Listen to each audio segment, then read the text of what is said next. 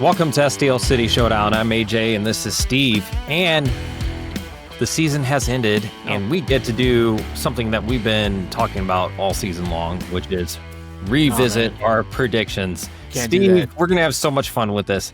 Now, God, for those that didn't hear our preseason predictions, this is actually going to be pretty hilarious or sad. I'll let you guys be the judge. You know what? Stop this trash episode. Go back and listen to there, take notes, and come back so you can understand exactly what you're listening to. And then after that, we'll talk a little bit more about some recent news. So, the start, Steve. Everybody knows that we ended with, I can't even say it, 32 points for this season. Is that a lot? That seems like a lot. It seems like we had a lot of points. Oh, that's so much. Like, that's the biggest points than most points you could ever get. Yes. That's like half of what we could total get, right? Like, we had a great season. It's like, man. It's like double the maximum. Or is it like golf, where it's like you're supposed to get lower? I think we went golf rules this year. I think that's what Olaf did. Olaf's like, we play golf on Sweden. Going to come over here and, man, we don't score the goals. I think that's what he said. We don't score the goals. You get lower goals, you win. Like, I think maybe that's what it was. He's like, oops, all center backs. Oh, and I should also mention, so during that time, we had our guest, Andre, with us, and he also participated in there. So we're going to force him to kind of listen to this episode so we could talk about his predictions as well. So we're going to start, and actually, we're going to kind of mention Andre first. So we were thinking, okay, how many points were we going to get? He said about high 50s, around 7th place. I was a little more optimistic because I had said 51 to 55 points. And I was like, okay, we're going to be around 4th or 5th place. Yeah, that's reasonable. You guys, I think we can stop there because I think we all had a very reasonable expectation for the season. And I think, I don't know who else was here. So I think 44 and 50 some, I think that's, so wait a minute. Let's pause. How many points did we actually end with? 33? Well, according to you, we would have ended with 63. No, that's not accurate. 63? I said 63. Yeah, Steve predicted 63 points. He said, quote unquote, we will be top of the West. Man. 63. San Diego. San Diego blew away every record, and they had 64 this year. Well, that would have been first, almost first. Because we would have beat them a couple times. Oh my God! Can you imagine if we would have had 64 and would have had 63? I don't know. I don't think that math, but like, I had some copium. Man. Was that before or after we saw like the thing at the preseason brouhaha when they announced the colors?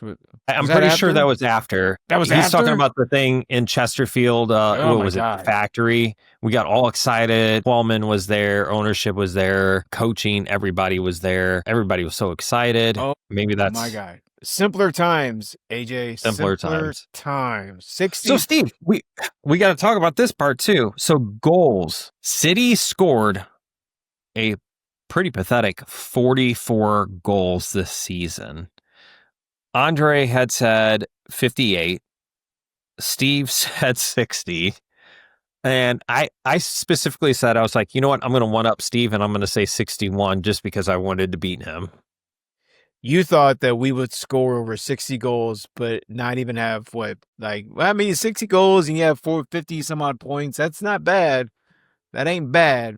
I mean, we had 44 goals. I mean, we gave up 58. 2/3 of the way there.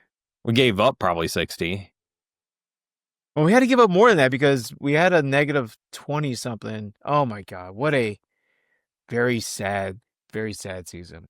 Okay. So who was our goal leader? Well, we all know it was Santa Claus, right? Yeah. And he had 10 goals. Hartel had 8 goals, and I don't know if there was anybody else that had 8. Steve, do you remember who you picked and how many goals? Man, my God. I believe I picked Simon Betcher. You did. And do you remember how many goals you thought Betcher was going to have? Please don't tell me I said more than 8 goals. Yeah, you said 7. Oh my God. At least I didn't think he had more than 8. You know how many goals he really had? Yeah. Did you look it up? 3. 3. That's it. Now you got to remember Simon Betcher right after I think it was during and after League's Cup seemed like he was like on fire. He Yeah. had potential. Him and Teutsch were I felt like they were lighting it up. So when you said Betcher, I was like, okay, yeah, man, It made good guess. sense in January. Yeah. 11, that was a reasonable guess considering that Klaus ended up having 10, Hartel 8. 11 was a reasonable number. Yeah. I'm almost embarrassed to say this. I had picked Teutsch. Oh God. And it's pretty sad because I said Teutsch for 9 goals. At least I was a little bit more realistic. Yeah. I'm seeing 3 goals for him as well. Yeah. How is it that Teutsch had 3 goals and Betcher had 3 goals, and I don't think I saw Teutsch on even the sideline for the last 11, 12 games? Like, I don't know if he was even on this team after August. I can't tell you. Yeah, I think there was some time he was hurt, if I recall. I'm looking here. Yeah, I'm seeing his last match was July 30th. Oh my goodness. Yeah, I mean, what happened to this guy? I don't know if he just had a nagging injury. Maybe he just didn't fit the style. Something went wrong with this guy. Before we go too far, wait, do you know how many starts he actually had this season? No. 17. So half the games. Oh my gosh, what happened to this guy? So I will give Andre credit, and I think we kind of made fun of him a little bit, which was Klaus getting 10 goals. He got it spot. He did. I don't know how. Lucky guess. I think he had. I think maybe he was going off like previous history because he had 10 goals in it's 23, I think. And I don't know how many goals he had in 24, but I think he was hoping he would bounce back and get 10 again. But sure enough, and I think you had mentioned that he got almost half of those in one game. Yeah. He got a third of his total season in one game. That was such a fun game, though. Against the team that should have been earned the wooden spoon. So true.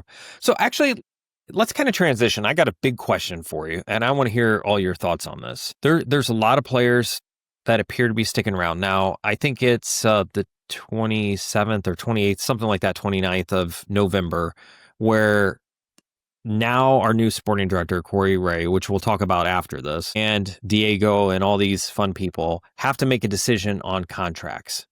I'm going to make it simple instead of going through all the people. Who are you most, give me your top 3 or 4 most players you're excited about seeing next year. I guess saying Ben, coming back. Yes. Yeah. I was going to say that too.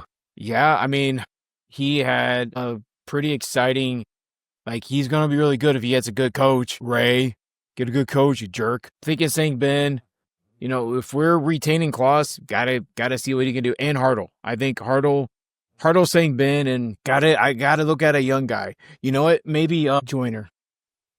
You know what? That's young guys, the guys that need the minutes that I want to see really grow. We've seen the rest of them are kind of known commodities. Hartel is he's the heart of this team, I think. We mentioned how hard he runs and how much he is passionate for this team, and he really wants to do well. If we can get some different players in that show off and get a coach that actually knows what he's doing, then really kind of boosts him up. What about you? What do you think? Who are you excited?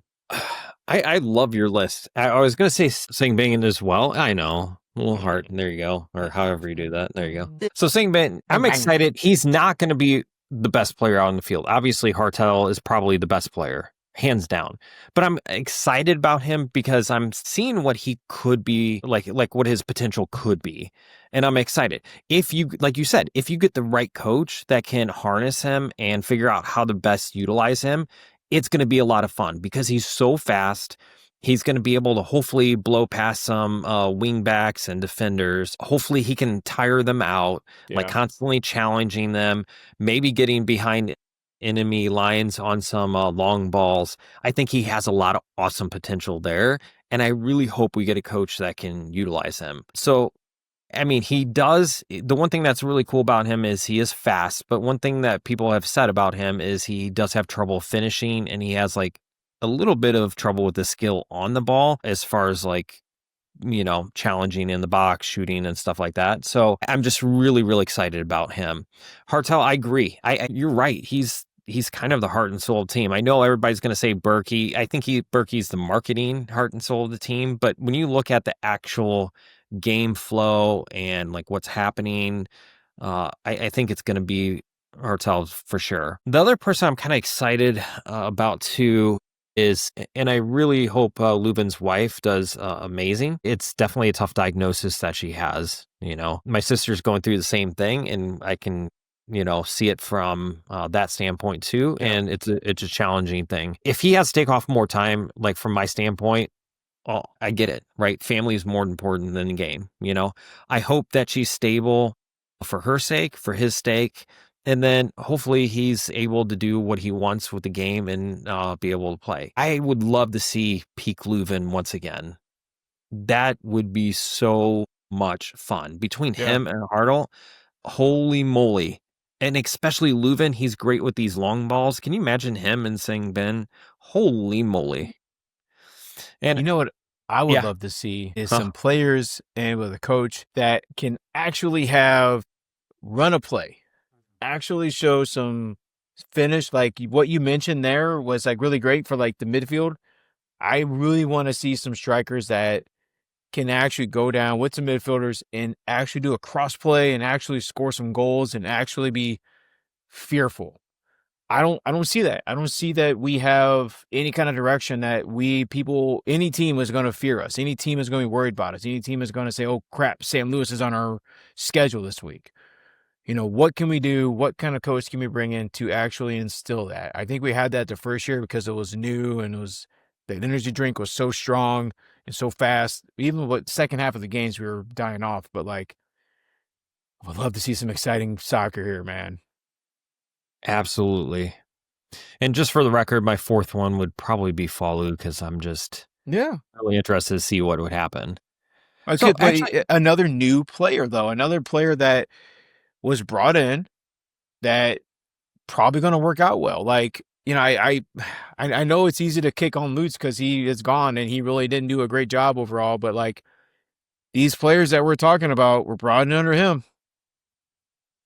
They were here because of him. So like, yeah, I mean, Ray hasn't done anything yet other than a nice little press conference, but like no kind of stars, but we've got some pretty cool sort of pieces coming in.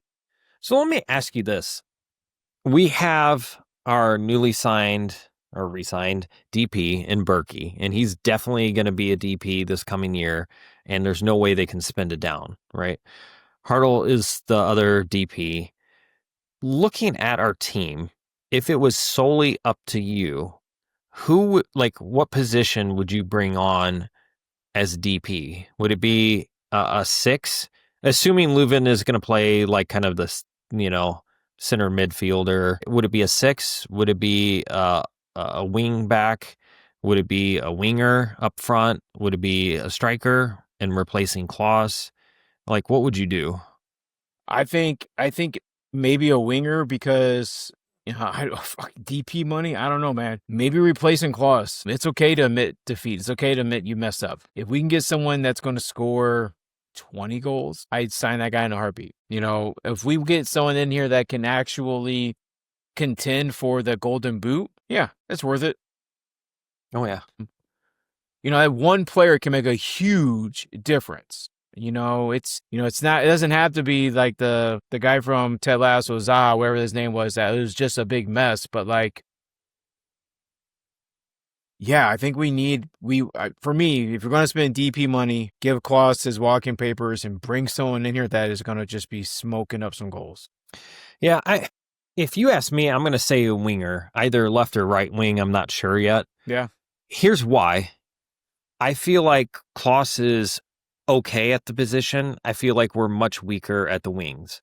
Yes, we have Celio. He can be electric, but he is also a major defensive liability. And then saying Ben, as much as I love his excitement and speed, he still doesn't have that zip. We almost need somebody who's kind of what Toychert was supposed to be, kind of like a winger / second striker. That's what we kind of need. And the thing is we need somebody that other teams fear. Because how I look at this is when teams come to play against us, they probably say, okay, St. Louis has this and this style. They run this formation, whatever.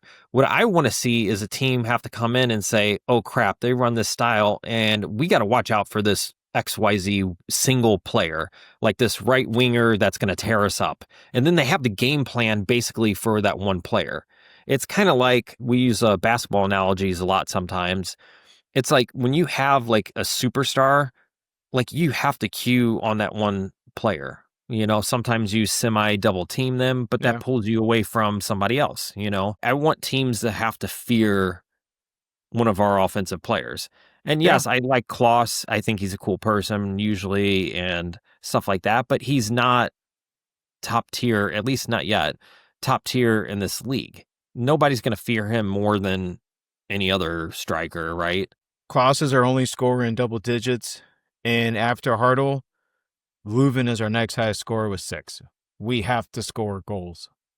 And How many games did Leuven play? I'll have to check, but it wasn't all of them. Oh, so God, no. The point that I'm trying to make is like for Leuven, he scored 6 goals and he didn't even play a full season. How is he our third? There should be somebody else up there. Yeah. How's he? We got to get some scores in here. He started 16 games. 16. Yeah, that sounds about right. All right, Steve, I got to ask you, this is the burning question. Everybody online has been all about this Corey Wray, and we've, listened to press conferences, we've read articles, we've done Reddit searches, quote unquote, done our research, right? What's your burning thoughts about this guy? Like, is this a good thing? Should we be excited? Should we not be excited? Help me out, Steve.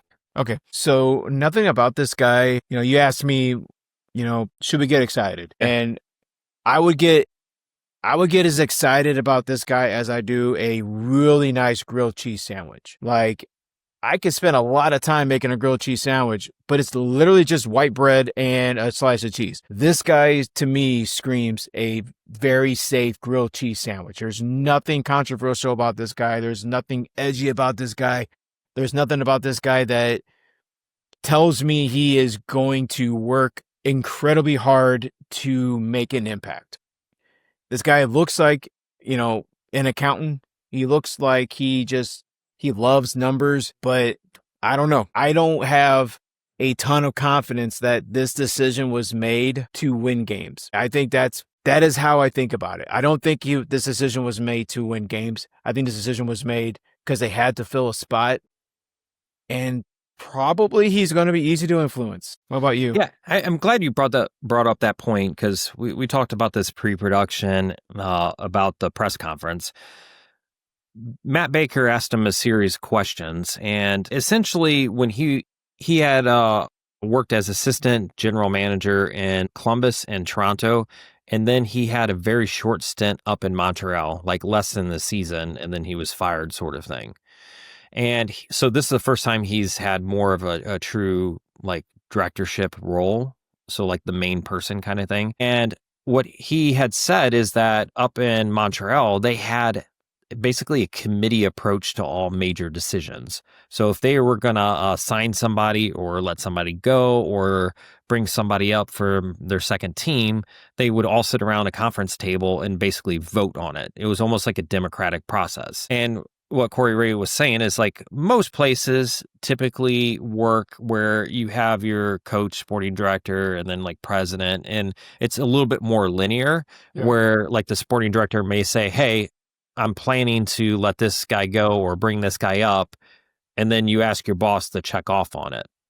And then Matt Baker basically followed up and said, well, is your time here going to be more like Montreal or more like your other gigs? And Corey Wray basically started out by saying, hey, you guys are way too concerned about like who's making the calls, because he said how it actually is, just like it is in any other business, right? yes, people can make decisions, but when there's decisions that really matter, you're always asking your boss. And that boss is always asking their boss. Like there's always kind of that checks and balances. And he said that's what it's going to be like here, just like it is at the vast majority of sports. And this isn't just in soccer, this is in other sports as well. And to some extent, I kind of appreciate that because we were kind of talking. And one thing that Steve probably irked you just as much as me is like this Diego. Like Diego's taking more control. Well, we were kind of talking, Steve, and feel free to jump in, that probably Lutz maybe had too much of a leash. Maybe they said, hey, run free, because we saw he was only getting German players. He was only going for this high energy drink soccer, like the pressing. He was basically trying to recreate a German team instead of saying, hey, what's the best available out there? Are our players really designed for this? Did you get that same feeling? Yeah, I had a feeling because Ray, the reason why we thought about this is Ray brought up his theory of building a team where he wants the coach he wants to wait to like find new players and players to really keep until he gets a coach in here to help him decide the players they need, where Lutz seemed to be married to and forced in his vision. And he only wanted players that match that vision. And I may have a vision of a $100,000 truck, but if I only can afford a $20,000 truck, I'm going to have to kind of like piecemeal out the parts I can. And it sounds like he had caviar dreams on a bologna budget. And so he went to the one place he knew, which was the Bundesliga 2, and he had like a wholesale on, brought in all these players, and like none of them made sense for this team, but they probably were fitting his style, and he was forced to this style instead of trying to figure it out. And then we kind of discussed that what if Carnell realized he couldn't win with these players and he couldn't adapt to the exact style that Lutz was wanting, but he needed something else, and Lutz told him to hit the road. And that Lutz and Diego claimed Olaf lied to them, which was hilarious. It was utterly hilarious in a press conference for the two top leaders of a team to say that the coach that they hired promised they would do one thing and then did another. Like, how do you get fooled like that? How do you make such a bad decision? But like, what if Olaf said, yeah, I'll do exactly what you want. Realized all of a sudden he can't. And then like, he just started doing all the things. So like, yeah, we are a team in trouble. We are a team with zero rudder, dude. Like, I don't know, man.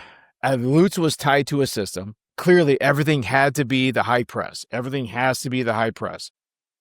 And Ray is not going to be that. So we've got all these players in here from Lutz to do the high press. Ray is going to allow a coach to come in here and say, that player can't be here, that player can't be here, that player can't be here. And then they're going to have a discussion. I'm telling you, to me, this is going to have to be another full season rebuild. Another full season. I can't. How are we going to win? How are we going to win if we get a coach in here that just needs to clean some house? Now, contracts are locked in, yes. But what if he comes in and says, I can't win with Papa Claus. I can't win with him. And they get rid of him, but they don't replace him with a better player. Well, that's the thing. You're absolutely right. You have to make some moves here. I wish I had this list up here, but City is still pretty darn low on the spending, if I recall. Actually, I have it right here. So this is a guaranteed compensation by players. So Inter Miami was the top. They basically had 49 million was basically their guaranteed. Montreal, our buddy Corey Wray came from, is 13 million, all the way at the bottom. I would say probably the average, like the median, I should say, is about 18 million. St. Louis is at 16.9. That's basically the bottom third-ish, maybe about like the 38, 39 percentile. The fact is they have to open up some pocketbooks, and I know they want to be financially conservative, but I'll be honest, if we take that 16.9 and turn it to even 19, which would put us in the top, Woo. 60th percentile, somewhere around there. So top 40%. I mean, $3 million, right? Think about what you could do with that.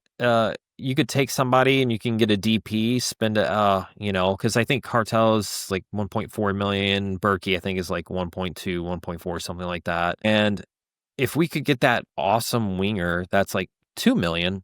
Yeah. I would be okay with that. I'm not saying we need to go crazy, and let's face it, a superstar is probably not going to come here. MLS doesn't want a superstar to come here, but if we get somebody who's $2 million, I'd be happy with that.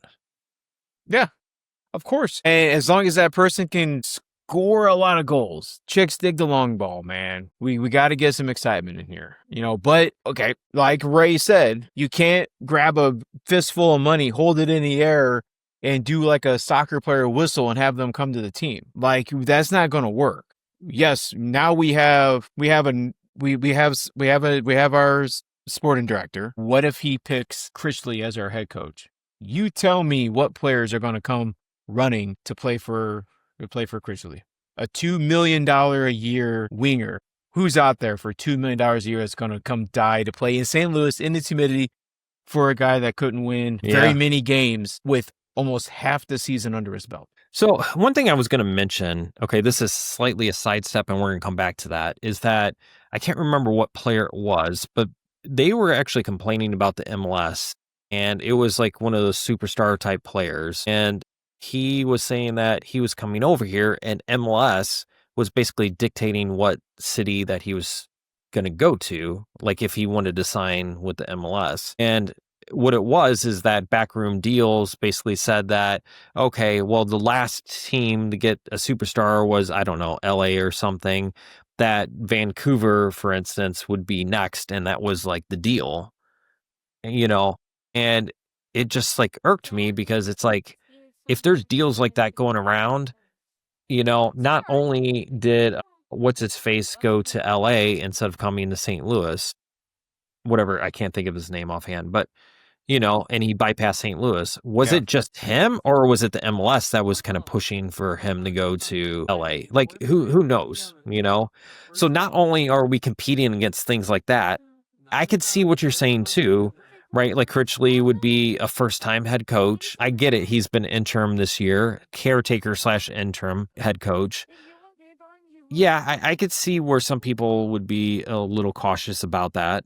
I don't know. It's tough. I would love to ask a player directly that's not associated with this team, would you be excited about coming here? Obviously, Hartel is super excited about Critchley. He's like one of his biggest supporters and everything. But maybe I'm wrong. Maybe Critchley is that nice, young, energetic coach with a head full of dreams and a binder full of plays, and we just haven't seen it. He's holding it back. Maybe that's what it is, AJ. He was afraid. He was afraid to do it. Now, let me ask you this question, though. Is it a fair shake for Critchley this year? Because he didn't have a preseason. He had to follow the disaster of a team with Olaf. Like, did any coach have a chance of putting on a good showcase? Like, the players did improve. Like, the passing did improve. There was more scoring. It was pretty much 2 goals every single game Critchley was in charge. We didn't win more because we gave up more goals. Which is a problem, yes. That's the whole point of soccer, yes. The goal of soccer is what? Apparently, you're supposed to score. We've gone through this, AJ. This is not golf scores. This is high score wins. Okay, so my bad. I would say if we weren't discussing him for head coach for this year, full-time head coach, I would say he did a fine job. But we're in that discussion where people think that he should be up for the head coach position nonstop, pull out all the stops. He should be the head coach. Okay, I don't think that he has done enough. And yes, he did not have a preseason, but statistically, taking over the team in May and only winning 4 more games, 5 more games, not enough, dude. We had plenty of games against horrible teams during that stretch. It wasn't all LAFC the whole season, and we only picked up 5 more wins. I think we ended with 7 or 8 wins. We started with 3 when he got here. Yeah, so you didn't win double-digit games. What are we going to do? We're going to crown this guy the head coach? Okay, so let me ask you this. Let's say he's named head coach. He is Let's say he's named head coach. He's named the head coach. How excited or disappointed would you be? So 10 is like super excited, -10 is super disappointed, 0 is just completely neutral. Like actual realistic. Like what would you Okay, I'm going to say feel? I would be a -10 because of course you're going to pick after the fact that we signed this nerd as our sporting director, we're giving up on like trying to get us like a fire starter in here for that. Fine. But now we're just giving up on trying to find an experienced, excellent head coach, and we're giving up the season before we even start. If we sign Critchley, because we know what he is. He's a known commodity. He can go back down to City too. And Hackworth can go back to whatever the hell he does. Hackworth can go back doing that. But if we are doing the St. Louis hometown discount thing all over again in a different sport.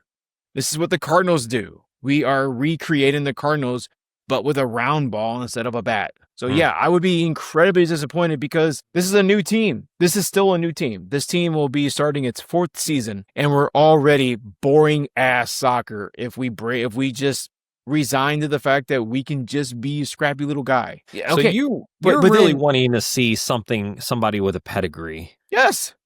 If Chicago Fire can bring in Greg Berhalter, which by the way, say what you want, he got him to the playoffs. If they can bring in Greg Berhalter, who was the head coach of the men's national team, why are we settling for the guy that was just our 2-team coach? Why are we settling? Steve, you're actually making sense for a change. Yeah, why? I'm telling you, I would just be incredibly disappointed. Yeah, if we have to spend, like I know MLS coaches don't get paid a lot of money. If we have to make him one of the higher paid head coaches, fine. Tell the world this head coach is in St. Louis now. Do you want your players to come? Your players may have to take a little bit of discount, but they get to play with the best coach in the league. Instead of a teenager. And by the way, if we sign Critchley, I am going to say we're going to have less than 50 points again next year. We will probably have 45 points next year if we sign Critchley as our head coach. Because I can't imagine how we're going to be barn burners next year. So do you think so I can think of some psychology, right? So a lot of fans, I feel like we want to be optimistic. Is this one of those things that it's just the person that we know, so we're excited about the person that we know? Or are we not holding the team to high enough standards? You made that good point. It kills me to say this, but you made the good point that I know, Steve, don't make me relive this. That we can achieve like a coach with a real pedigree. Like Chicago Fire, that was amazing. That's a perfect example, right?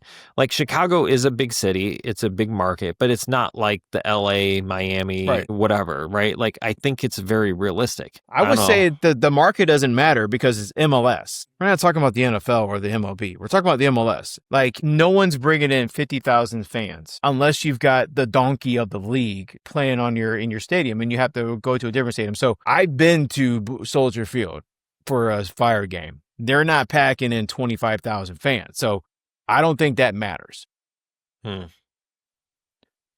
But yes, if the team doesn't care about their head coach, why should they care about their win totals? Why should they care about sellouts? Why should they care about anything? And why should the fans care? If the fans notice that the team is giving up by just signing Critchley as their head coach or someone even lower pedigree than Critchley because it's cheaper, why should we shell out $50 a game? Why should we go buy all the new jerseys? But they know we will. They know we will. And that's why they'll do it. And they'll sell it to us like they sold Olaf. And we bit hard with Olaf. And I hope that people are traumatized by that and hope people remember what it felt like to have the team tell us how great Olaf was going to be. And Twellman selling Olaf like he was going to be the greatest damn coach. And we just got burned. This team just took our dreams and wad them up in the toilet. And they're going to do it again. I don't think we're going to be able to entice color me wrong. Ray came out and said he had a 120-page resume, all this plans.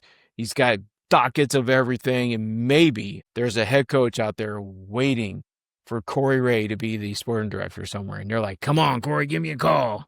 I'm going to renovate. I'm going to do no. We're going to get a head coach that's going to throw up on his shoes on game day." Well, I just hope, one, that there's somebody available, two, that they're willing to come here, and three, we have the funds to pay them. Yeah, don't fall for it. Don't fall for the energy and the excitement and the colorful splash page on the city app if they hire some joker as the head coach. Don't fall for it, because they're going to want us to. They're going to want us to come out to the factory again and have a big celebration about the new head coach, and it's going to be a guy that they paid for with a 1997 Ford Escort.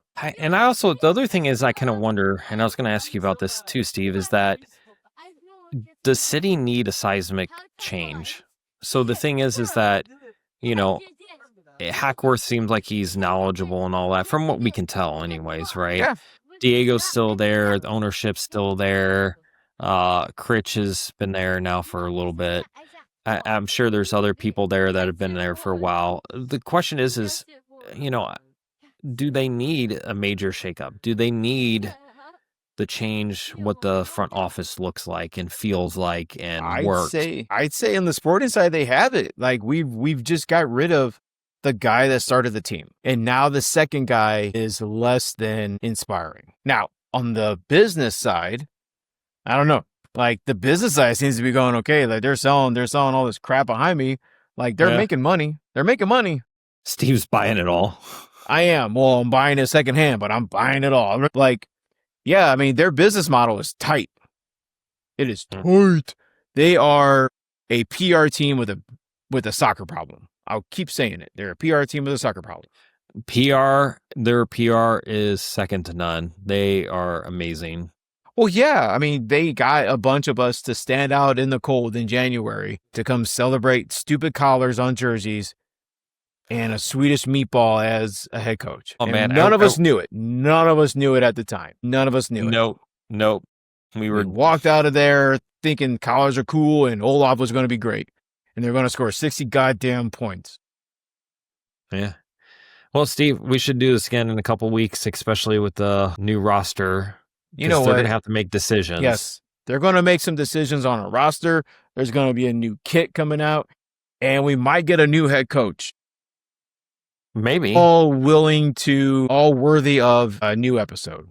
Oh, Steve, just then, it looks like Diego's going to be the new head coach. Of course he is. Of course, he's going to be the first, first GM / head coach. Of course he is. I don't know. After hearing Ray speak, I kind of have a little less worry about Diego because it sounds like maybe he's providing the appropriate oversight, but we'll see. If they win next year, we won't care what the structure is. No, I said it. If they're winning, we're not going to know who our sporting director is. Mm-hmm. We're not going to care because you do your job. No one knows who the principal of a good school is. You know the principal of a bad school is. Like, you don't know the bosses of a good company because that's their job. Their job is to do a background supply. Well, Steve, I think we expended our time for this evening. I think so. Womp womp. Wompy wompy. But hey, guess what? We get to do the thing. We get to kick over a chair, push Diego out to the side, pump your fist in the air and say, "Oh, for city, baby." Until next year.